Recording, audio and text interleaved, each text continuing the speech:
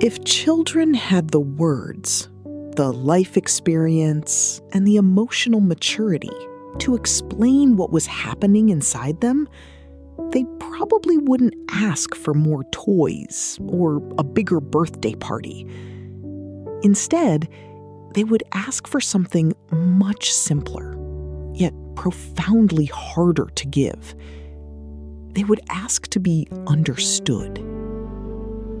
When a child retreats into silence or sits quietly on the edge of their bed, they are trying to navigate a world that feels incredibly overwhelming. Because behind every intense tantrum, every slammed bedroom door, every defiant shout of no, and every unexpected tear, there is usually a complex internal state.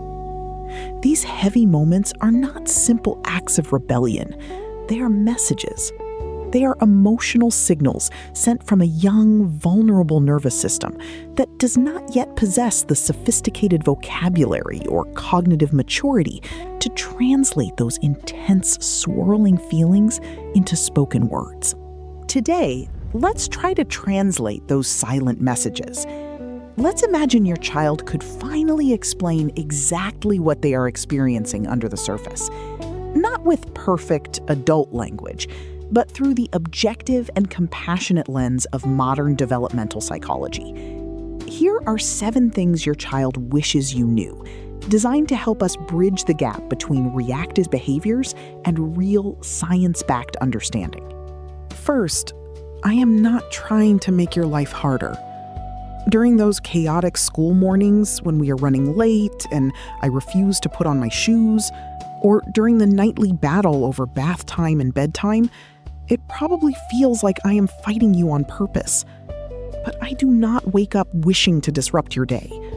I am not actively plotting to test your patience or ruin a quiet evening. I am simply struggling. The simple neurological reality is that my brain is still under construction. The prefrontal cortex, which governs emotional regulation, impulse control, and rational decision-making, will not fully mature until early adulthood. When my emotions run high, my emotional brain takes over, long before my logical brain has developed the capacity to calm it down. I am not giving you a hard time. In that moment, I am having a hard time. When we understand this developmental gap, our entire perspective changes. Instead of looking at a screaming child and asking ourselves, what is wrong with my child? Psychology invites us to ask a much gentler, more constructive question. What regulatory skills have not fully developed yet? Reframing the struggle this way removes the immediate moral judgment, reducing parental guilt and helping us meet our children with curiosity rather than frustration. Second, when I cry, I am not asking you to fix everything. As parents, your natural instinct is to rush in with immediate solutions or tell me that I am okay. You might say, "Stop crying, it is not a big deal," hoping to soothe my distress. But when I hear those words, my brain often translates them as, "Your feelings are too much to handle," making me feel alone in my distress. Psychological research on emotional validation shows that children do not need immediate logical fixes to calm down. Instead, when we validate their emotions by simply saying, "I see you are sad, and it is okay to cry," their nervous system begins to settle naturally. This validation activates neurological pathways that signal safety, letting them know they do not have to fight to have their pain acknowledged. Sometimes, the most powerful thing you can do is just sit beside me in the quiet. You do not need to deliver a long lecture or find a perfect solution. Just being physically present, offering a warm look or a quiet space, tells me that my big emotions are not too scary for you to handle. It is connection, not correction, that heals. Third, when you yell, my brain stops listening. We all have moments of sheer exhaustion where we lose our temper. Maybe it is after a difficult commute home, or during a stressful trip to a crowded grocery store. But when parental voices become loud and sharp, children do not actually absorb the moral lesson you are trying to teach them in that moment. From a neurological standpoint, a raised voice is perceived as a threat. The child's survival brain takes over, releasing stress hormones like cortisol and activating the fight or flight response. When this survival mechanism is active, the prefrontal cortex, the part of the brain responsible for learning, reasoning, and reflection, temporarily shuts down. They are not choosing to ignore you. Their brain is prioritizing safety. This is why remaining calm is not a sign of permissive parenting. Keeping your voice down is actually a prerequisite for any real learning to occur. When we communicate with a calm, steady tone, we create the psychological safety required for our child's thinking brain to remain online, allowing them to actually process, understand, and remember the boundaries we are setting. Fourth, I learn more from who you are than what you say. It is incredibly easy to give verbal advice. We tell our children to use kind words, to share, and to take deep breaths when they are angry. But long before children can fully comprehend or apply our verbal instructions, they are quietly and constantly observing our actual behavior. They watch how we react when someone cuts us off in traffic, how we talk to cashiers at the store, and how we handle disagreements with other adults in the household. If we preach emotional regulation while throwing our own adult tantrums, our children will naturally copy our actions rather than our spoken rules. Our lived example is their ultimate textbook. This invites us to practice self-observation in our daily American lives. When we make mistakes or feel our own stress rising during a hectic family schedule, how do we react? By showing our children what healthy self-regulation looks like in real time, even if it is imperfect, we provide them with a living model of emotional intelligence that they can easily replicate without complication.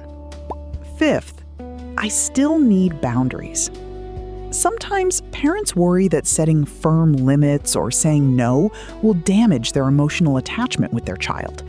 They might avoid enforcing rules out of fear of causing sadness or anger. But developmental psychology shows that predictable boundaries are not the enemy of love. They are actually a core foundation of security.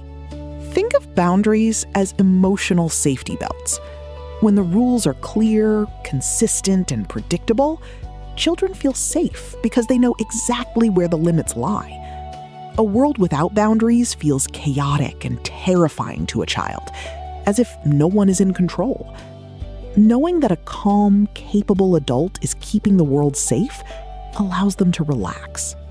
The key is finding the healthy balance between warmth and structure. Love without limits often creates underlying anxiety and behavioral uncertainty. But when we combine warm, empathetic connection with clear, calm, and consistent boundaries, we build a deep sense of trust. Our children learn that we can love them unconditionally while still keeping them structurally safe. Sixth, I am watching how you repair. Many parents carry the heavy burden of believing they must be perfect, never losing their temper or making a mistake. But perfection is an impossible and unhealthy standard. Your child does not need a perfect parent. What they truly need to witness is how you handle the moments when things go wrong. Imagine going to your child after a difficult interaction and saying, "I am sorry I raised my voice earlier. I was feeling very frustrated, but that was not the right way to handle it." This simple act of repair is incredibly powerful. It models self-awareness, takes accountability, and teaches them that relationships can survive disagreements and mistakes. By repairing the rupture, you teach your child accountability, emotional responsibility, and humility. These are complex social skills that they will carry directly into their adult friendships, romantic relationships, and workplaces. They learn that a mistake is not the end of a connection, but rather an opportunity to rebuild stronger, safer, and more honest relationships. 7th, please remember, I am still becoming. Growing up is a long, uneven, and incredibly messy journey.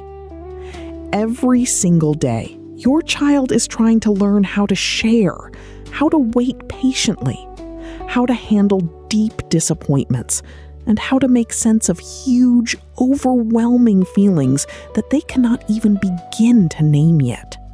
Some days, they will stumble. They will make mistakes, throw tantrums, or break rules. This is not because they do not care or do not love you, but because the biological process of growing up takes time. Emotional maturity is not a switch that flips. It is a slow, gradual path that requires years of patience and practice. In the end, what your child will remember most is not whether you handled every single conflict perfectly. They will remember how they felt in your presence. They will remember whether, after their biggest mistakes and loudest outbursts, they still felt fundamentally safe coming back to you to find comfort, love, and a fresh start. Parenting is not about executing flawless behavior modification techniques or maintaining absolute composure. It is about serving as an emotional translator for your child's growing brain, trading the pressure to constantly fix their behaviors for the willingness to simply sit with them in their big, wordless feelings. If this video helped you see your child a little differently, consider subscribing to ParentLab for more science-backed insights into understanding your child's developing mind.